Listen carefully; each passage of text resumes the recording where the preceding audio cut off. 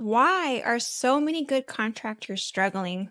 Most contractors aren't failing because they're bad at their trade. Let's be completely honest. They're actually very good at their trade and they're probably one of the best, but they're struggling because no one taught them how to build a business. And truth is, we were one of them. Today, I'm going to share with you why we started the Building Better Contractor Business podcast. Hey, I'm Shaytoya. I've spent more than 10 years in construction, working behind the scenes in marketing, hiring, and I've seen how overwhelming it can be to grow a business. That's how we've learned to build a sustainable business using clear systems, strong communication, and intentional recruiting. If you're ready for better hiring, smarter remarketing, and a business that doesn't fall apart when you step away, welcome to Building Better Contractor Businesses. Why are so many good contractors struggling? After over 10 years behind the scenes in a contractor business, I've realized something. Most contractors aren't failing because they're bad at their trade. They are struggling because no one taught them how to build a profitable business. And we were one of them.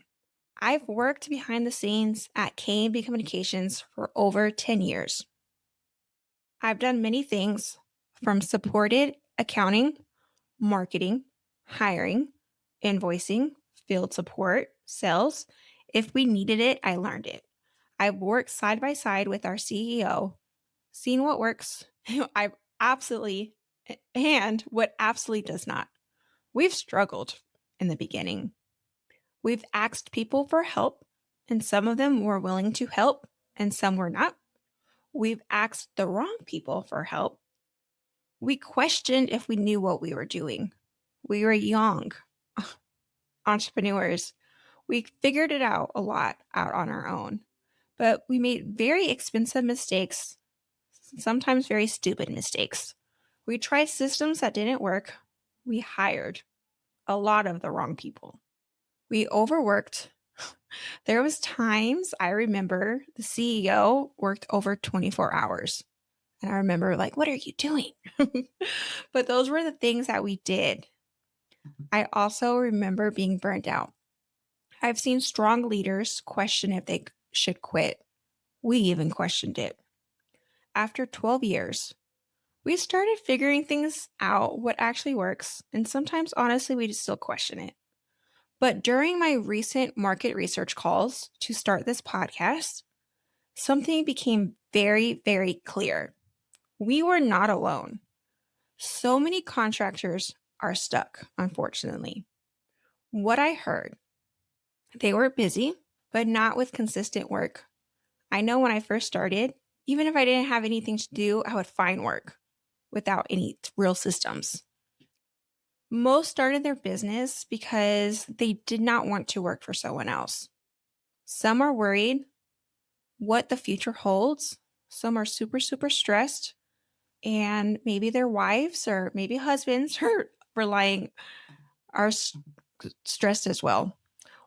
One contractor said part of the business is the mental side. It's not the physical side, but it's the mental side.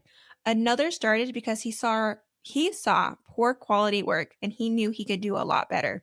Another worked years as a carpenter for the union. He traveled consistently, got laid off, and then on Christmas Eve, realized he was just a number. One said it's hard not to lower your price when you need the project desperately. They are struggling, unfortunately. Many are trying to stay positive while carrying heavy pressure. They have their families that they have to worry about. That's not a skill problem. It's a foundation problem. Most contractors don't have a work problem. They have an actual business foundation problem. A lot of them just don't know what to do. Being great at your trade is a skill. Skill alone will not build a profitable business. Skill alone does not build stability. Skill alone does not create consistency. If you took 2 weeks off of your business, what would happen? If you get sick, what happens? If you stop answering the phone, what happens? If everything stops, unfortunately, you own a job, not a real business. Busy does not mean stable. Revenue does not mean profit. Just because you bring in revenue does not mean that you are profitable. Getting the next job is not a system if you're constantly chasing the next project, the next check, the next lead. That's called survival mode. Survival mode leads to burnout. And as I learned from my market research, a lot of the contractors are currently in burnout. The mental side is harder than the physical. Why? Because you're great at your trade. You possibly don't know your numbers. You're wondering if you priced it right. Hiring without a process. Lowering your price because you need the job, or maybe that the customer said that it's too expensive. Saying yes to everything and not having a niche could be an issue as well. Uncertainty does create stress. Structure helps with peace. Most started because they didn't want to work for someone else. They didn't want to just be a number. They wanted freedom. Somewhere along the way, things got lost. You forgot your memories. You forgot why you were fighting for it. A lot of contractors recreate another job for themselves. You did not start a business to create a job for yourself. And if that's where you are currently, you are not alone. We were there too. And then honestly, sometimes I still feel like I'm there. If we're going to build a better contractor businesses, we have to focus on the right things. And some of us may not know what the right things are, but it's not more hustle. It's not longer hours, not just the next job. The 5 drivers of this podcast is going to be very, very simple. Number 1 is systems. If it lives in your head, it's not a system. These systems can include hiring, bidding, communication, closeouts. Systems create consistency. Also, to remember that as you're growing, these systems may change. They've changed many times for us. Number 2 will be workflows. How work moves through your company, from leads to estimates, when a job is signed, execution. Also, what happens when payments are made. Messy workflows does cause unnecessary stress. Number 3 is going to be lead generation. So many of the contractors that I spoke to during the market research calls were truly struggling with consistent leads. Being busy isn't just a strategy. A lot of them possibly received a lot of referrals, and referrals are great, but it's not super predictable. A business needs consistent opportunities flow. And also for you to understand that more leads makes it to be where when people do tell you that your pricing is too high, you have a backbone to stand behind because you're not worried. You know there's going to be more leads. There's no more panic marketing because you understand there's more to come. Number 4 is going to be profitability. Revenue does not equal profit. Reminder, revenue does not equal profit. Being booked out does not mean you are profitable. Knowing your numbers are super, super important. It took us a very long time for us to understand this. It's very, very important for you to protect your margin at all costs. Stop panic discounting. And I know it can be very, very difficult at times.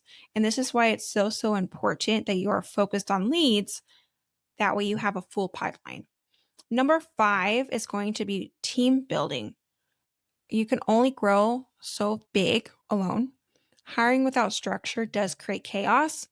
Leadership does matter. The mental side gets lighter when you're not alone and carrying everything by yourself. I do think one of the things that I did learn throughout the last 12 years is the importance of having growth. Even if you do have a small business, everyone should understand their role within the organization. So we will talk more about that throughout the time of the podcast. These 5 drivers are what we're going to break down on this podcast. which I'm very, very excited to share and get honest and provide real value of what's worked for us. Because it's been a long 12 years, and I'm very, very excited.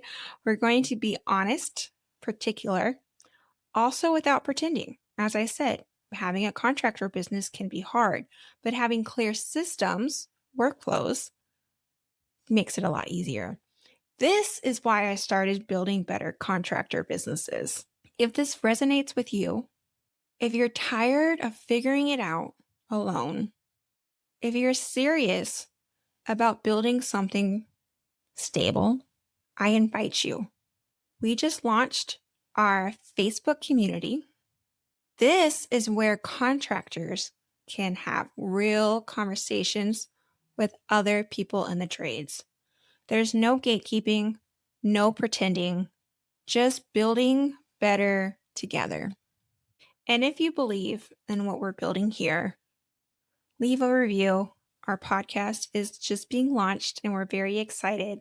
That will help us reach more contractors who need this. You don't have to figure this out alone. Let's build better contractor businesses.